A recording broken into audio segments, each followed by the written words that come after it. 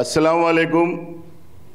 ఈరోజు వైఎస్ఆర్సీపీ ఏదైతే నీచ రాజకీయాలకు కేరాఫ్ అని చెప్పుకుంటామో దాంట్లో భాగంగా గుంటూరు నగర అధ్యక్షురాలు మరి స్టేడియం గాడికి రమ్మని చెప్పేసి ఒక వీడియోనైతే వదలడం చూసాం। ఇవాళ ముఖ్యంగా ఒకటే చెప్పదలుచుకున్నాం, ఏ మజ్లిస్ ఉలుమా కానీ ఏ జమాతుల్ ఉలుమా కానీ పిలుపు ఇవ్వలేదు। ముందు గుంటూరు నగర ప్రజలకి ముఖ్యంగా తెలియజేస్తున్నటువంటి మాట, ఏ ఒక్క ఏదైతే వక్ఫ్ బోర్డ్ బిల్లుపై జమాతుల్ ఉలుమా కావచ్చు మజ్లిస్ ఉలుమా కావచ్చు ఎవరు పిలుపునివ్వలేదు। వారు పిలుపునిస్తే స్వచ్ఛందంగా మేము కూడా వచ్చి పాల్గొంటాం। ఇక్కడ ఏదైతే మరి వైసీపీ బ్యానర్ ముందుకు వచ్చేసి ఇలాంటి పిలుపులు ఇస్తే జనాలు నమ్మే స్థితిలో లేరనే విషయాన్ని నేను చెప్పదలుచుకుంటున్నాను। మరోపక్క ఏదైతే వాళ్ళు గతంలో వైఎస్ఆర్సీపీ పార్టీ అధికారంలో ఉన్నప్పుడు అధిక సంఖ్యగా మరి ఎంపీలు వారికి ఉన్నప్పుడు ఢిల్లీలో ఏదైతే ఎన్ఆర్సీ సిఏఏ బిల్లుకి అక్కడ ఆమోదం తెలిపి ఏకంగా ఓటింగ్ చేసి ఇక్కడ రాష్ట్రంలో వచ్చి మరి ఏదైతే తన మాయాజాలం ఏదైతే ఉంటుందో బూటకపు మాయాజాలం దాన్ని ఇక్కడ ప్రదర్శించే ప్రయత్నం చేసినటువంటి జగన్మోహన్ రెడ్డి। మరోపక్క నిన్న మీడియా ముందు మాట్లాడినటువంటి సోదరికి నేను ఒకటే చెప్పదలుచుకున్నా, ఏదైతే హైదరాబాద్లోని సాక్షి కార్యాలయం సాక్షాత్తు వక్ఫ్ బోర్డు స్థలంలో కట్టబడిందనేది మీకు తెలియదా? ఇలాంటివి ఆయన కబ్జాలు కోకొల్లలుగా ఉన్నాయి కాబట్టే వక్ఫ్ బిల్లుకి నో అని చెప్పి ఉండవచ్చు। ఇక్కడ ముఖ్యంగా మనం ఒక విషయాన్ని అయితే విశ్లేషించుకోవాలి, పార్లమెంట్లో వాళ్ళ ఎంపీలు ఏ సంఖ్య ఉన్నా సరే కనీసం ప్రశ్నించలేదు, కనీసం ఏది కూడా స్పందన లేకుండా ఒక మూగ జీవాల్లాగా అక్కడ పార్లమెంట్లో ప్రవర్తించినటువంటి పరిస్థితి।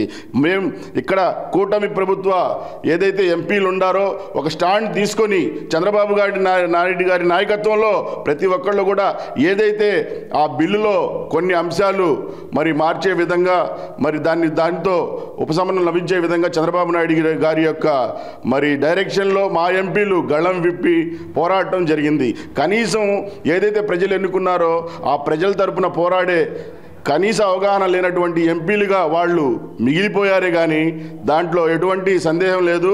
మరోపక్క ఏదైతే ఇప్పుడు మైడా ముందుకు వచ్చేసి షరియత్ గురించి చెప్తున్నటువంటి సోదరి వైఎస్ఆర్సీపీ నగర అధ్యక్షురాలు ఏదైతే ఆమె చేస్తున్నటువంటి రాజకీయాలకు చిన్న ఉదాహరణ చెప్పదలుచుకున్నాను।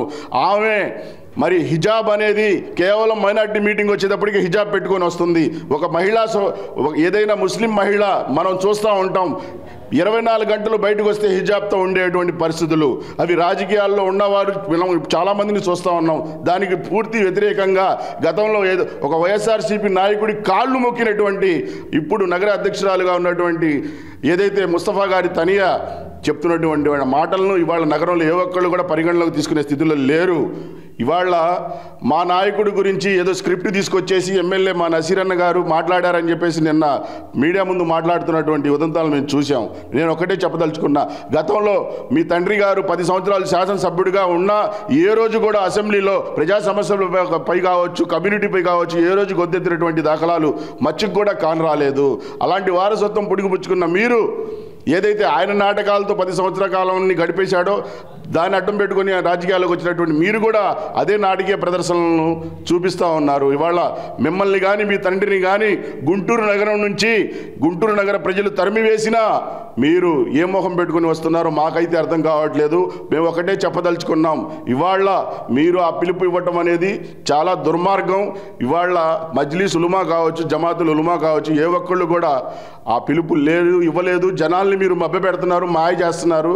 మీ జగన్మోహన్ రెడ్డి ఏ విధమైతే మాయగాడో ఇక్కడ లోకల్లో మీ తండ్రి గారు మీరు కూడా అదే మాయజాలాన్ని ప్రదర్శించాలని చూస్తున్నారు। ఖచ్చితంగా దాన్ని ప్రతి ఒక్కరూ తిప్పికొడతాం।